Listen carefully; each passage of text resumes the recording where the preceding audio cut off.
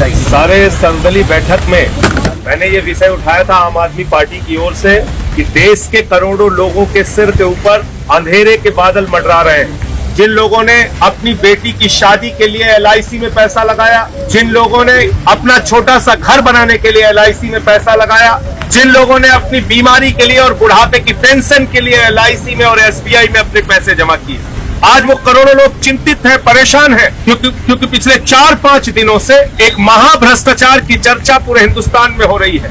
और वो चर्चा कोई और नहीं, नरेंद्र मोदी जी के सबसे करीबी मित्र अडानी के भ्रष्टाचार की चर्चा है। और ये भ्रष्टाचार क्या है जिसकी वजह से देश के निवेशकों का 4.5 लाख करोड़ रुपए डूब गया।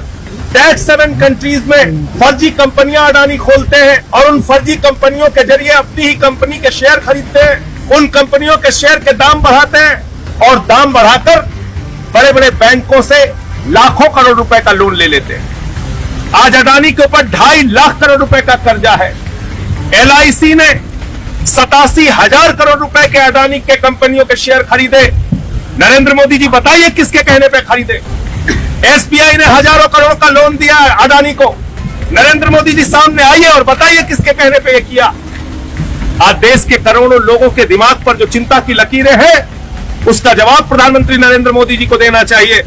ये वीडियो सुन लिया आपने। नमस्कार, मेरा नाम है धारण, आप देख रहे हैं HNP news. Sanjay Singh public platform और संसद में बैठकर बार बार हर बार एक बात दोहराते रहे कि गौतम अडानी बहुत ही खतरे में है और उनके कारण देश की अर्थव्यवस्था डामाडोल हो सकती है। देश की अर्थव्यवस्था में लगा हुआ पैसा गड़बड़ा सकता है, मार्केट भड़बड़ा के गिर सकती है। लेकिन उनकी बात आखिर आज सच हो गई और मार्केट से निवेशकों का 11 लाख करोड़ रुपया साफ हो गया।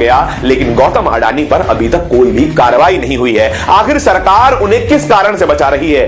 क्या नरेंद्र मोदी और गौतम अडानी के करीबियों के कारण अभी तक ED, CBI, इनकम टैक्स से भी इन सभी ने अपने मुंह बंद करे हुए हैं या फिर वो पिंजरे में बंद तोते की तरह हो गए हैं? सुप्रीम कोर्ट पहले ही ये कह चुका है कि CBI एक पिंजरे में बंद तोता बन चुका है, केवल सरकार की आवाज पर अपनी जबान बाहर निकालता है और केवल उन्हीं लोगों को टारगेट करता है जो सरकार से सवाल करते हैं। हां, अगर आप सरकार के पक्ष में हैं तो कोई भी फ्रॉड कीजिए, आप साफ तौर पर बच जाएंगे। और ऐसा एक उदाहरण गौतम अडानी सामने खड़े हुए हैं। क्यों उनसे सरकार एक भी सवाल नहीं पूछ रही है? आज के दिन संसद में बजट पेश हो रहा है, निर्मला सीतारमण बजट पेश कर रही हैं, लेकिन पूरे बजट सेशन में कोई भी एक भी सवाल शायद ही शून्यकाल में गौतम अडानी का नाम लेकर कोई पूछने वाला है। संजय सिंह ने पिछले दिनों बार बार प्रेस कॉन्फ्रेंसेस कर यह बात कही है कि हिंडनबर्ग की रिपोर्ट के आधार पर गौतम अडानी पर एक कार्रवाई होनी चाहिए, जांच कमेटी बैठनी चाहिए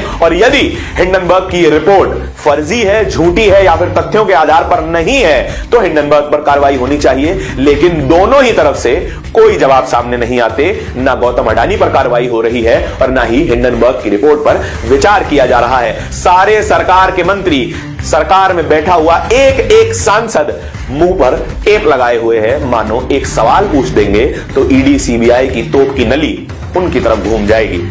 क्या है ये डर?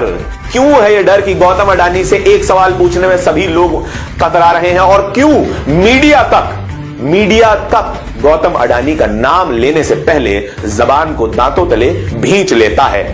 हम ये सारे सवाल आप तक पहुंचाते रहते हैं और आपके सवाल सरकार से पूछते रहते हैं। इस पूरे मामले में दो सबसे बड़े सवाल बार बार दोहराए जा रहे हैं। गौतम अडानी का आखिर चीन कनेक्शन क्या है? चाइना से गौतम अडानी का कनेक्शन आखिर है क्या?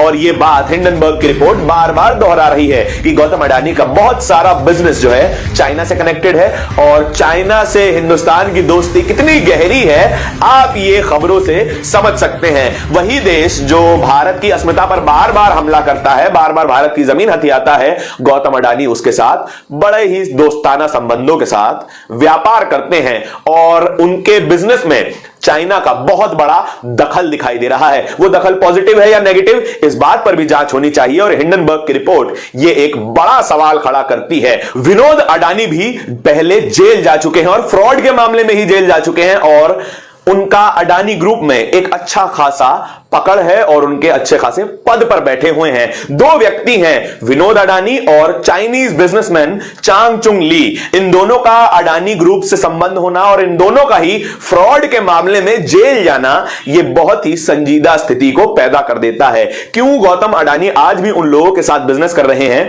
जिनके ऊपर फ्रॉड के इल्जाम लग चुके हैं और फ्रॉड के मामले में ही वो जेल जा चुके हैं, केस अब भी चल रहा है।